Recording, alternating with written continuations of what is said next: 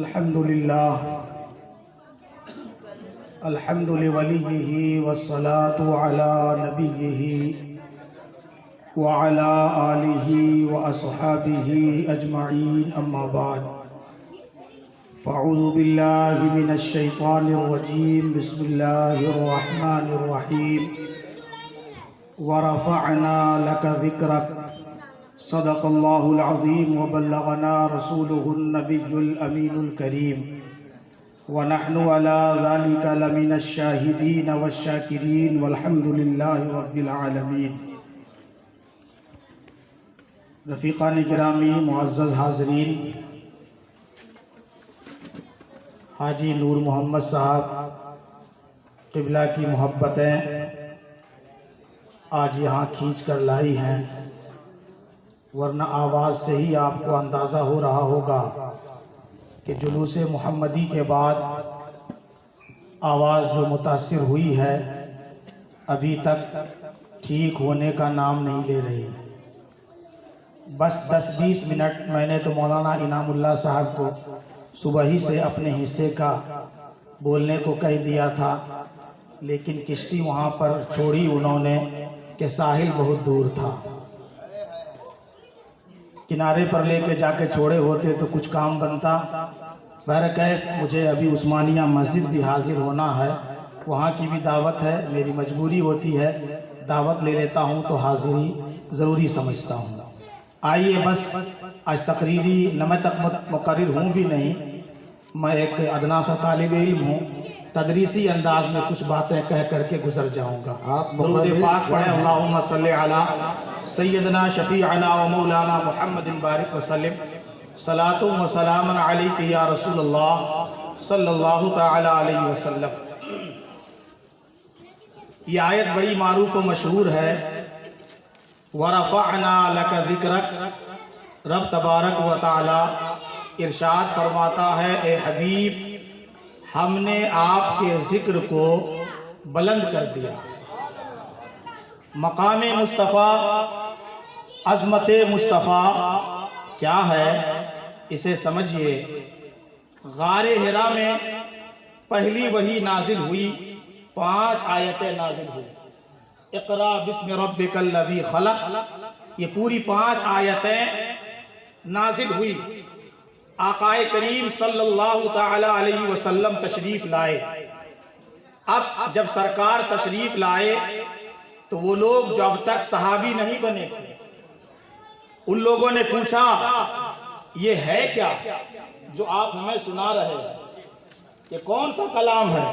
اس سے پہلے تو ہماری کانوں نے یہ جملے نہیں سنے۔ تو اللہ کے رسول صلی اللہ علیہ وسلم نے ارشاد فرمایا، یہ قرآن ہے جو مجھ پر اللہ نے نازل کیا ہے۔ تو مجھے یہ بتائیے کہ قرآن ہونا، جو سرکار نے یہ جملہ فرمایا، اس جملے پر غور کیجئے، یہ قرآن ہے، یہ قرآن کی کوئی 6ٹھی آیت تو نہیں ہے نا؟ 5 ہی آیت کیا ہوئی تھی؟ نازل ہوئی تھی۔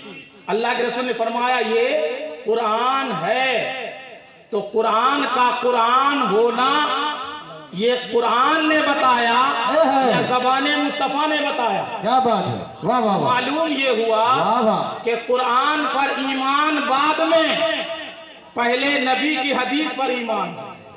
نبی کریم صلی اللہ علیہ وسلم نے ہمیں کہا یہ قرآن ہے، تو جنہوں نے مانا وہ مومن ہو گئے، جنہوں نے نہیں مانا وہ کافر ہو گئے۔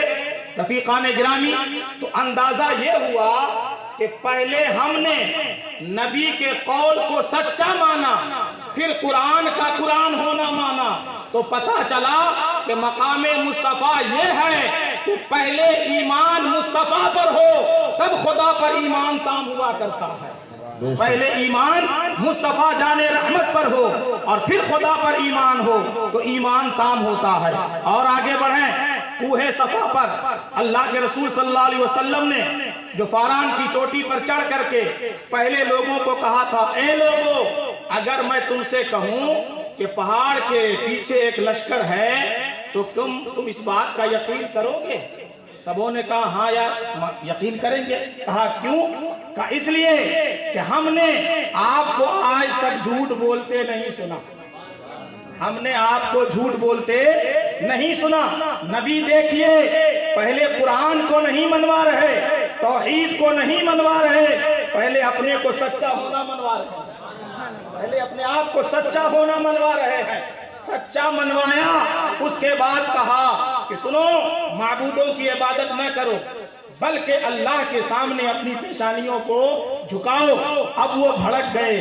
तो मुझे ये बताइए कि तौहीद जो हम तक आई ये तौहीद है क्या? ये खबर है। और इसका मुखबिर कौन है? मुस्तफ़ा जाने रहमत सल्लल्लाहु ताला अलैहि वसल्लम। तो मुझे ये बताइए कि पहले आपने खबर को माना या मुखबिर को सच्चा माना? पहले आपने मुखबिर को सच्चा माना, तब खबर को आपने सच्चा माना।